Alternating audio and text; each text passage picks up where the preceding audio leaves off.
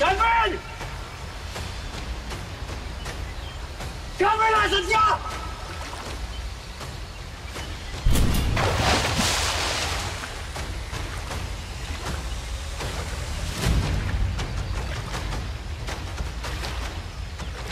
Pinili ko ang lugar na to, Elias. Dahil wala pang nabubuhay pagkatapos mahulog sa talon na ito.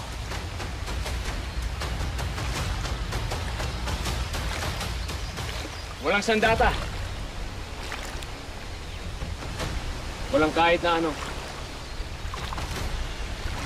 Mamamatay ka na ngayon, Elias. Puro ka dada!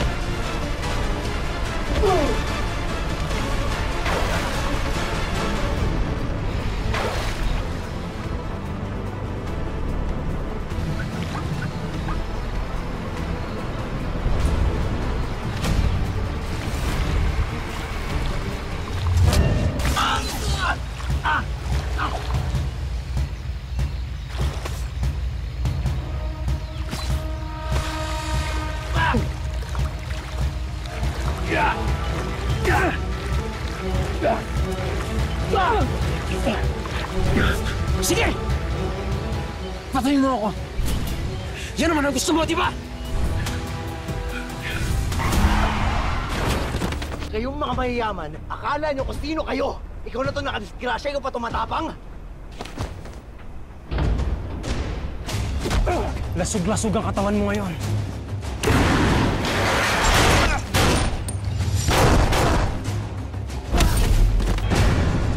Malaking utang mo sa akin.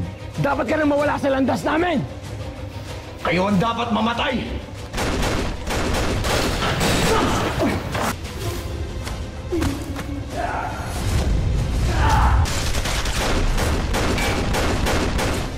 Pinatayin mo ang pamilya ko! Nang wala kaming ginagawa sa inyo, mga hayop kayo! Akala mo talaga, isang mahirap na rider lang ang magpapabagsak sa amin?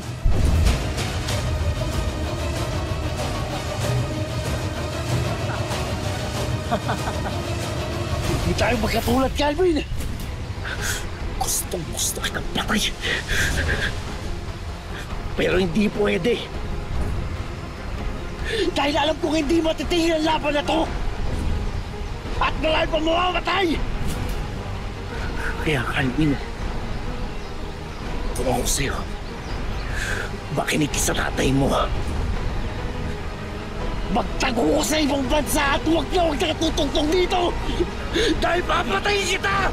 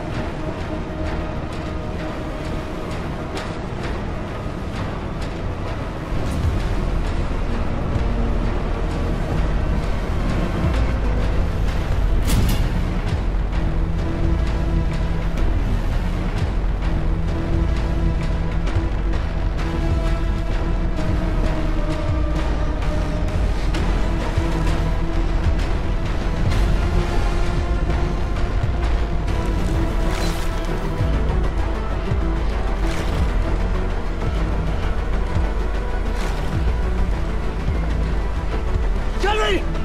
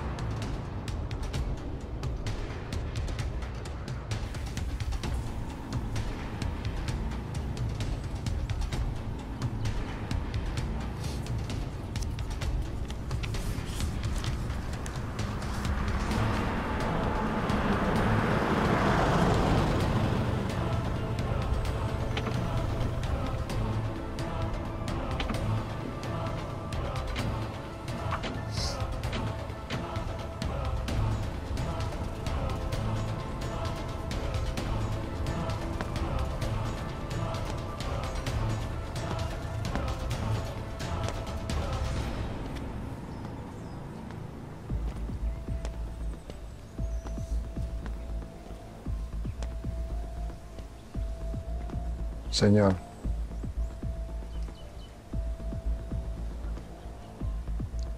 Andiyan na ba ang bagong shipment ng droga? hindi po, senyor.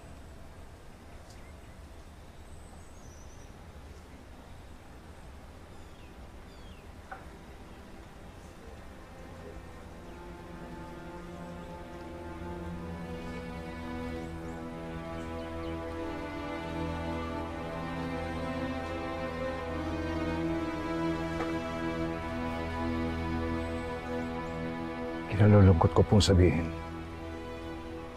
Pero natagpuan na ng mga tauhan natin yung labi ni Calvin.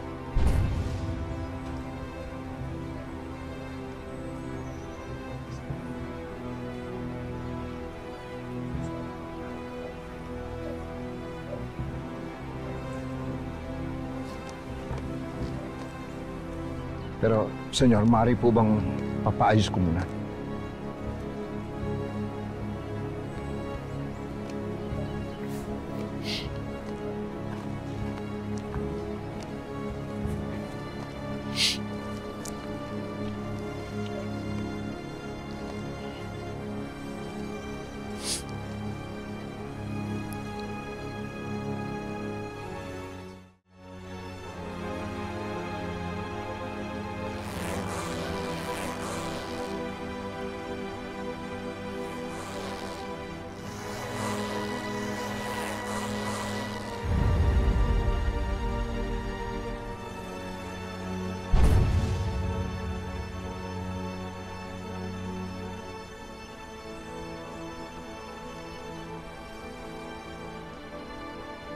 Hindi na raw po halos makilala yung labi ni Calvin.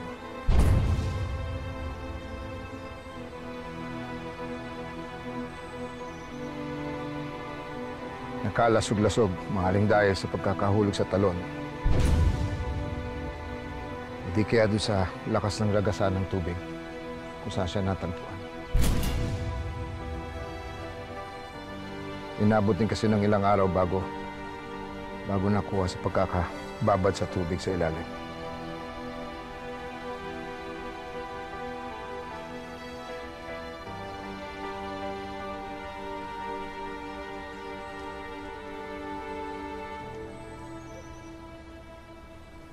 Paano kayo nakasisiguro na si Calvin nga yan? Kinumpirma po ng doktor nung gumawa ng DNA test.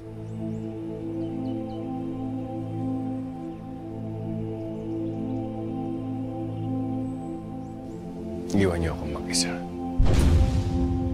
Umalis na kayo.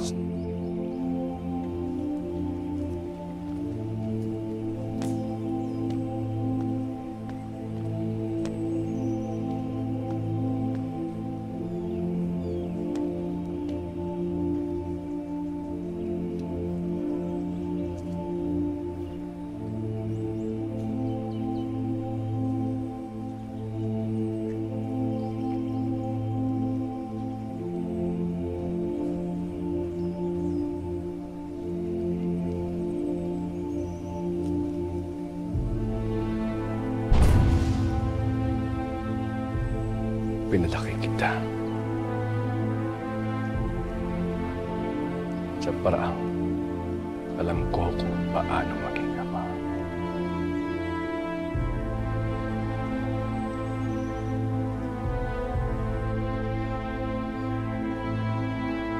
Pero lumaki kang suway.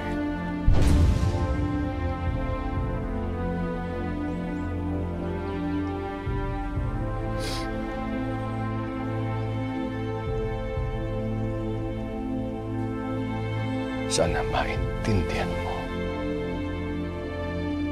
Sa kabila ng lahat ng pagkukulang mo, hanggang sa huli,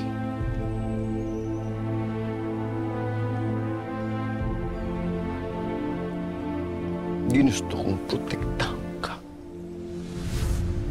Ayoko madamay si Calvin sa gulo sa Panangga.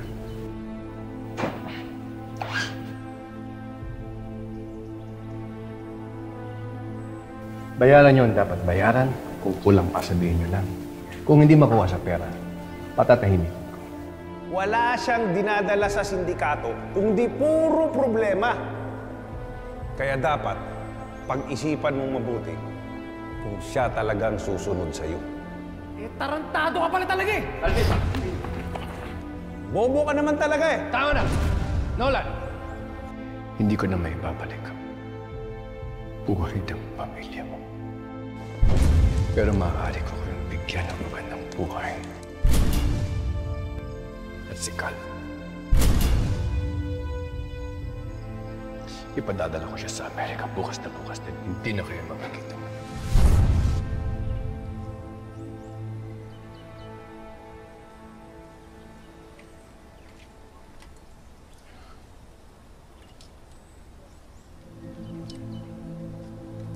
Pero ikaw na mismo ang nagdala sa sarili mo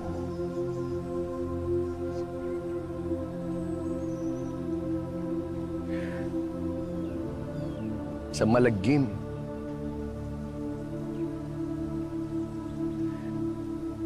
na katapusan mong ito.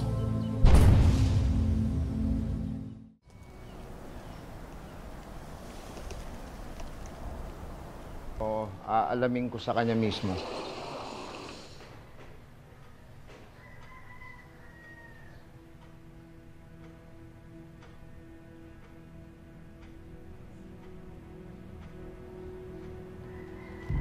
Senyor, malaking kawalan sa grupo ng Golden Scorpion ang pagkamatay ni Calvin. Hindi po ba nababali nito ang mahabang tradisyon na tanging sa salinlahi lamang ni Magallanes maaaring ipasa ang kapangyarihan ng sindikato? Samantalang, kayo na lang po ang natitirang linya sa angkan ninyo. Ano po ang posibleng mangyari?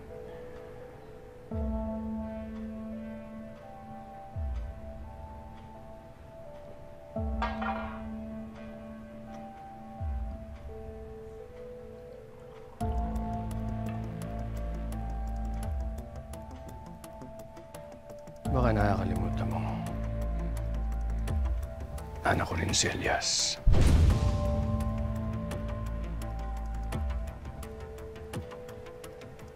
Mawalang galang na, senyor. Alam natin pare-pareho na sa ngayon, hindi natin kakampi, kundi kalaban pa nga ng Golden Scorpion, ito si Elias Guerrero. Katunayan, nagkukumahog pa ang maraming miyembro ng ating sindikato para patayin si Elias.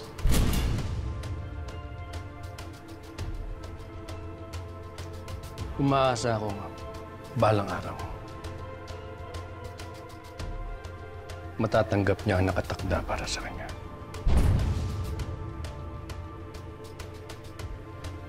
Ang maging bagong pinuno ng Golden Scorpion. Pero gugustuhin ba ni Elias pamunuan ang isang grupo ng katulad ng Golden Scorpion na naging sanhi ng pagkaubos ng kanyang pamilya?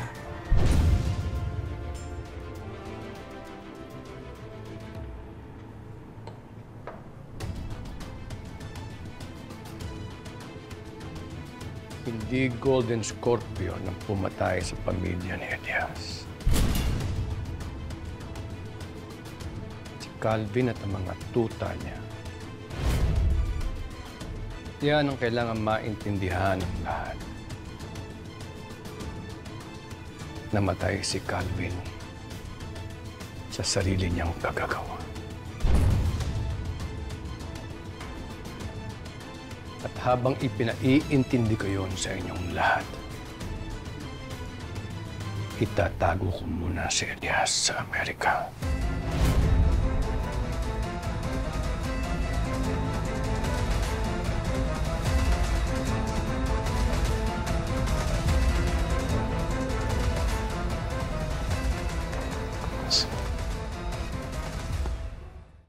Beautiful house, right?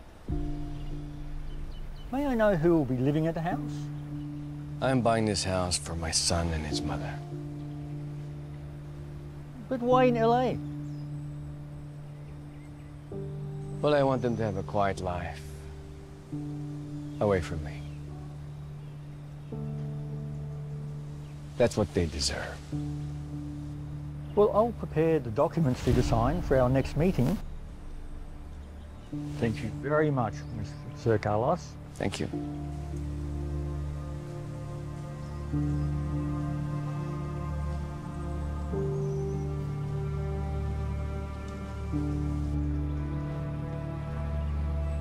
Senyor,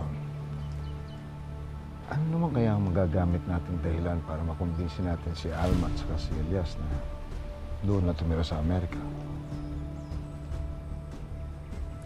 Pag-iisipan ko pa kung paano ko sila makukumbinsi.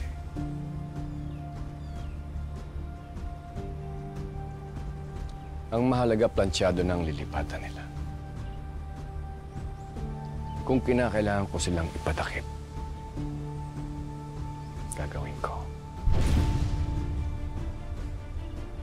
Masiguro lang ang kaligtasan nila. Bukas na bukas isasagawa ko ang planong ito.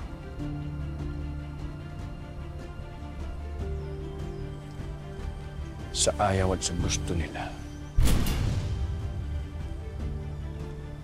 ipadadala ko sina Alma at Elias sa Amerika.